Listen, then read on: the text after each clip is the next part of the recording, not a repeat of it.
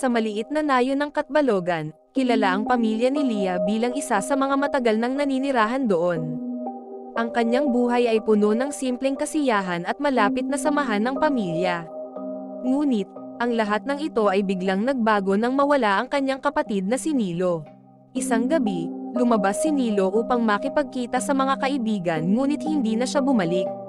Sa simula, inisip ng pamilya na baka nagpalipas lang siya ng gabi sa isang kaibigan, ngunit nang lumipas ang ilang araw na walang Nilo, nag-umpisa ng mag-alala ang lahat. Sa paghahanap sa nawawalang si Nilo, kumalat ang mga bulong-bulungan sa nayon tungkol sa misteryosong bayan ng Beringan. Sinasabi ng mga matatanda na ito'y isang lihim na lugar na hindi makikita ng karaniwang tao, at may mga kwento ng mga taong bigla na lang nawawala at napapadpad sa Beringan. Si Leah, sa kanyang pagnanais na mahanap ang kanyang kapatid, ay nagsimulang mag-usisa tungkol sa alamat. Sa kanyang paghahanap, nakilala niya si Mang Isko, isang matandang lalaki na nagsabing may alam siya tungkol sa Beringan.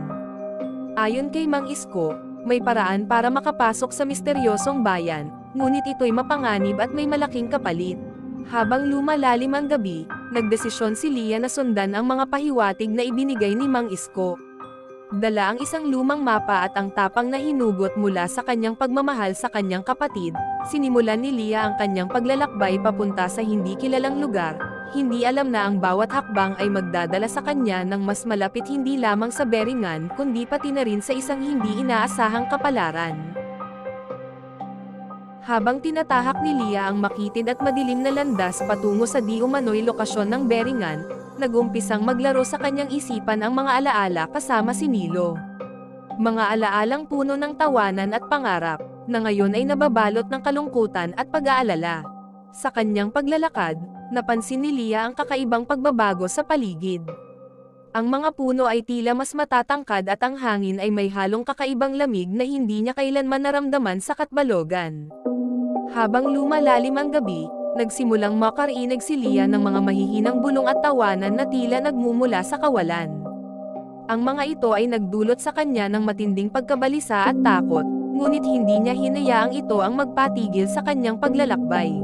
Nang makarating siya sa isang lumang tulay na gawa sa kahoy, bigla siyang nakaramdam ng malakas na hangin na tila nagmumula sa ilalim ng tulay. Sa sandaling iyon, lumitaw ang isang maputlang babae na may mahabang itim na buhok at tumitig sa kanya ng malalim. Naramdaman ni Leah ang kanyang puso na tila huminto sa takot, ngunit sa kanyang pagkabigla, ang babae ay naglaho na parang bula. Pagtawid ni Leah sa tulay, siya ay napadpad sa isang masukal na gubat na puno ng mga lumang puno at makapal na hamog. Narinig niya ang mga yabag na tila sumusunod sa kanya, ngunit sa tuwing lilinggan siya, wala siyang makita. Ang bawat yabag ay nagdudulot ng masidhing takot at kaba sa kanyang dibdib. Sa gitna ng kanyang paglalakad, bigla siyang natambad dahil sa isang ugat ng puno at nahulog sa isang mababaw na hukay. Doon, natagpuan niya ang isang lumang kwintas na may kakaibang simbolo. Naalala niya na ito ay katulad ng suot ni Nilo noong huling gabing nakita niya ito. Sa pagkakatuklas na ito, nag-umapaw ang emosyon kay Leah, isang halo ng pag-asa, lungkot, at determinasyon. Habang nagpapatuloy siya sa kanyang paglalakbay, napagtanto ni Leah na ang kanyang paghahanap ay hindi lamang pisikal na paglalakbay kundi isang emosyonal na pagharap sa kanyang mga takot at alaala.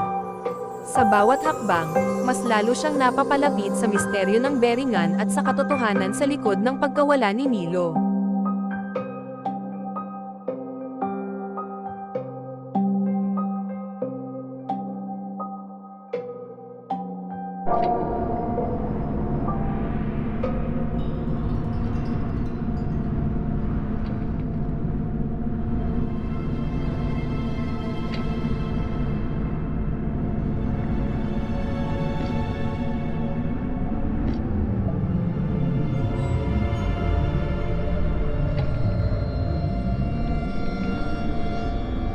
Ang gubat ay tila naging isang labirinto para kay Leah, na may mga landas na umiikot at nagbabago, na nagdadala sa kanya sa iba't ibang direksyon.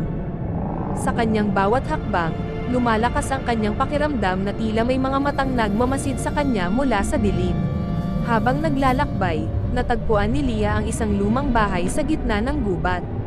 Sa labas, ito ay tila inabandona na, Ngunit sa loob, nakita niya ang mga bagay na tila kamakailan lamang ginamit.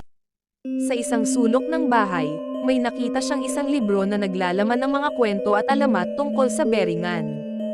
Habang binabasa niya ito, napansin niya ang mga pahina na tila nagbabago ng kanilang nilalaman, na nagdadagdag ng lalo pang kalituhan sa kanyang isip.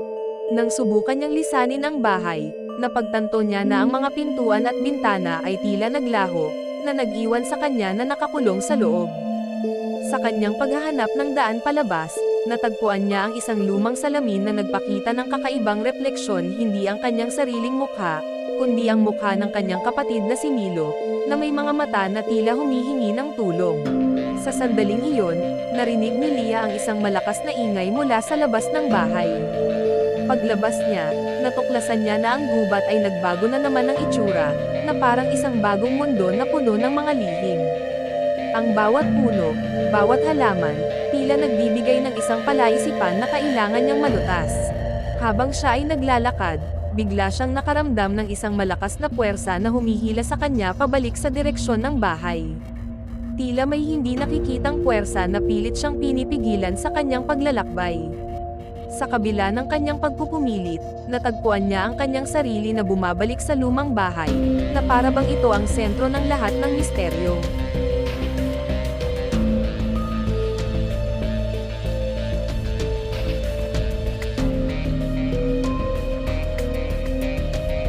Sa pagbabalik ni Lia sa lumang bahay, nagsimula siyang magkaroon ng mga pangitain mula sa nakaraan. Nakakita siya ng mga imahe ng kanyang kabataan kasama si Milo, ngunit may mga kakaibang detalye na tila hindi niya naaalala. Ang mga pangitain na ito ay tila nagbibigay sa kanya ng mga pahiwatig, ngunit mahirap unawain ang kanilang tunay na kahulugan. Habang nagmumuni-muni, biglang bumukas ang isang lihim na pinto sa ilalim ng sahig ng bahay. Napagtanto ni Lia na ito marahil ang daan patungo sa mas malalim na bahagi ng misteryo. Sa pagpasok niya sa lihim na daan, natuklasan niya ang isang silid na puno ng mga sinaunang simbolo at mga guhit na naglalarawan sa Beringan at sa iba't ibang mga ritual. Dito, nakita ni Lia ang isang lumang talaarawan na tila pag-aari ng isang taong matagal nang naghahanap ng Beringan. Sa pagbabasa niya, nalaman niya ang tungkol sa isang sumpa na nakaugnay sa bayan, isang sumpang nagiging sanhi upang ang mga taong pumapasok sa Beringan ay mawala sa kanilang sariling mundo. Habang lumalalim ang kanyang pag-unawa, nagsimulang magduda si Lia sa kanyang sariling mga alaala. Nagsimula siyang magtanong kung ang kanyang kapatid ba talaga ay napunta sa Beringan, o kung ang lahat ba ng ito ay bahagi lamang ng kanyang imahinasyon. Ang kanyang isipan ay nagiging labanan ng kanyang mga alaala at ang mga bagong natuklasan na impormasyon. Sa kanyang paglabas mula sa lihim na silid, nakita ni Lia ang kanyang sarili sa isang ganap na ibang lugar.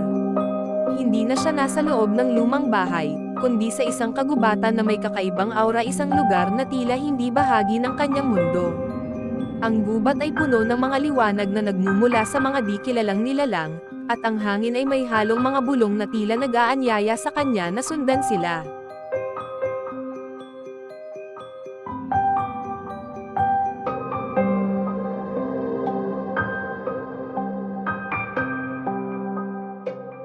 Habang sinundan ni Lia ang landas na itinuro ng puno, unti-unting nagbago ang paligid. Ang kagubatan ay nagsimulang maglaho, at sa kanyang pagkamangha, napalitan ito ng isang modernong syudad na tila lumitaw mula sa kawalan.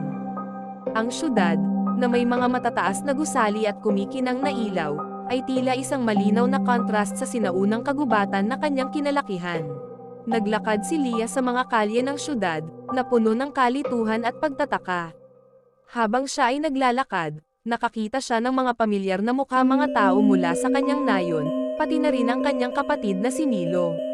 Ngunit, sa tuwing lalapit siya, bigla silang maglalahon na parang mga multo. Sa isang kakaibang pagliko ng mga pangyayari, nakita ni Lia ang sarili sa harap ng isang malaking gusali na may karatulang, Beringan Research Facility. Dito, napagtanto niya na ang syudad na ito ay isang eksperimento, isang ilusyon na nilikha upang pag-aralan ang epekto ng urbanisasyon sa mga alamat at kultura. Nakaramdam siya ng malakas na hangin, at sa isang iglap, bumalik siya sa kagubatan, na parang ang lahat ng kanyang naranasan sa syudad ay isang panaginip lamang. Subalit, Naiwan sa kanyang palad ang isang ID card na may pangalan ng Beringan Research Facility. Sa pagbabalik ni Leah sa kagubatan, nagsimula siyang magduda sa katotohanan ng kanyang nakikita at nararamdaman. Ang bawat hakbang ay puno ng suspense at takot, hindi lang sa pisikal na panganib kundi pati na rin sa posibilidad na ang lahat ng kanyang pinaniniwalaan ay maaaring hindi totoo. Sa pagtatapos ng kabanata, narinig ni Leah ang isang malakas na sigaw mula sa malayo, isang sigaw na pamilyar sa kanya. Sa pagharap niya sa direksyon ng sigaw, nagkaroon siya ng determinasyon na alamin ang katotohanan, hindi alintana ang mga nakakatakot na maaaring kanyang matuklasan. Dala ang ID card mula sa Beringan Research Facility, at hinahabol ang sigaw na pamilyar sa kanya, nagpatuloy si Leah sa kanyang paglalakbay. Ang gubat ay tila naging mas masukal at madilim, at ang bawat hakbang ay nagdadala ng bagong panganib. Mga anino na tila nagmamasid mula sa kadiliman, at mga tunog na hindi niya maipaliwanag. Nang malapit na siya sa pinagmulan ng sigaw, biglang sumulpot ang isang grupo ng mga tao na nakasuot ng itim na damit at may mga maskarang pambalat kayo. Sila ay mabilis na kumilos palibot sa kanya, na tila isang ritual ang kanilang ginagawa. Sa gitna ng grupo, nakita ni Leah ang isang figurang nakatayo, na may hawak na antorcha, at sa kanyang gulat, ito ay si Nilo. Ngunit, si Nilo ay hindi na katulad ng kanyang naalala. Ang kanyang mata ay tila walang emosyon, at ang kanyang boses ay malamig nang sabihin niya, "Leah, umuwi ka na. Hindi mo na kailangang hanapin pa ako." Sa sandaling iyon, bumukas ang lupa sa ilalim ni Leah, at siya ay nahulog sa isang malalim na hukay. Habang nahuhulog, nakita niya ang mga imahe ng kanyang pagkabata kasama si Nilo, na tila nagbabago at nagiging mas madilim.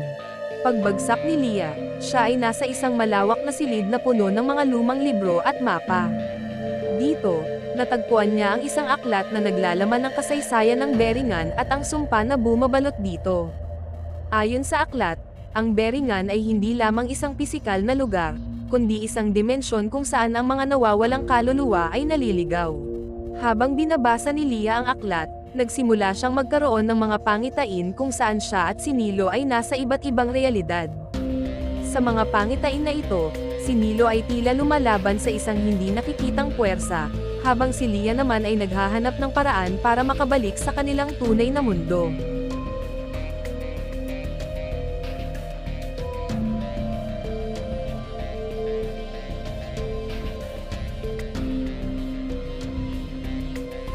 Nang may bitbit na determinasyon at mga bagong natuklasan mula sa aklat, nagpatuloy si Leah sa kanyang paglalakbay.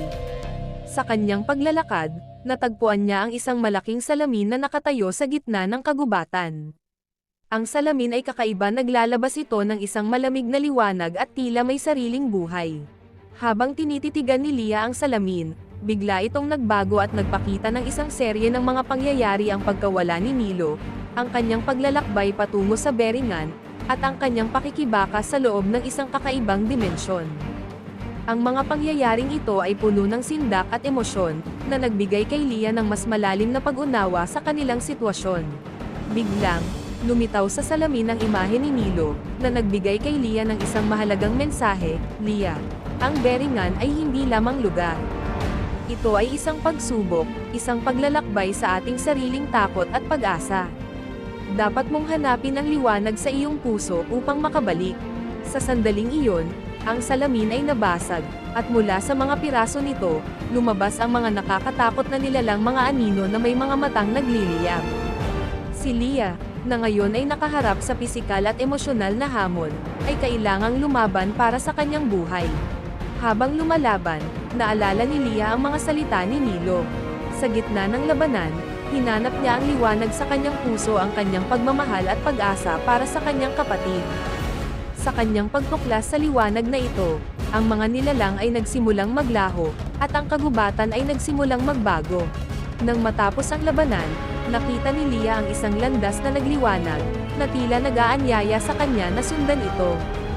Ang landas ay puno ng mga bulaklak na nagliliwanag at nagbibigay ng isang pakiramdam ng kapayapaan at pag-asa. Matapos mahanap ang landas ng liwanag sa kanyang puso, si Leah ay nagpatuloy sa kanyang paglalakbay, dala ang bagong lakas at pananaw. Ang kanyang paglalakad ay nagdala sa kanya sa isang malinaw na liwanag, isang portal na tila naghihintay sa kanya. Habang lumalapit siya, nakita niya si Nilo sa kabilang dulo ng portal, na tila naghihintay sa kanya. Ngunit, iba na ang itsura ni Nilo, siya ay tila isang bahagi na ng misteryosong mundo ng Beringan, isang nilalang na lampas sa kanilang pangunawa. Lia, nakamit mo na ang iyong layunin. Oras na para bumalik ka sa ating mundo, sabi ni Nilo, ang kanyang tinig ay puno ng kalungkutan at pagmamahal. Ngunit, hindi handa si Lia na iwanan si Nilo. Hindi kita iiwan dito, Nilo. Magkasama tayong babalik, tugon niya, ang kanyang mata ay puno ng determinasyon. Sa sandaling iyon, nagkaroon ng isang malakas na pagsabog ng liwanag. Ang portal ay nagsimulang mawala, at kasama nito, ang ilusyon ng Beringan ay unti-unting naglaho. Nilo, na ngayon ay muling naging isang normal na tao, ay mahigpit na niyakap si Lia. Sa kanilang pagbalik sa kanilang mundo, nakita nila ang kanilang nayon na tila hindi nagbago. Ngunit para sa magkapatid, ang lahat ay nagbago na.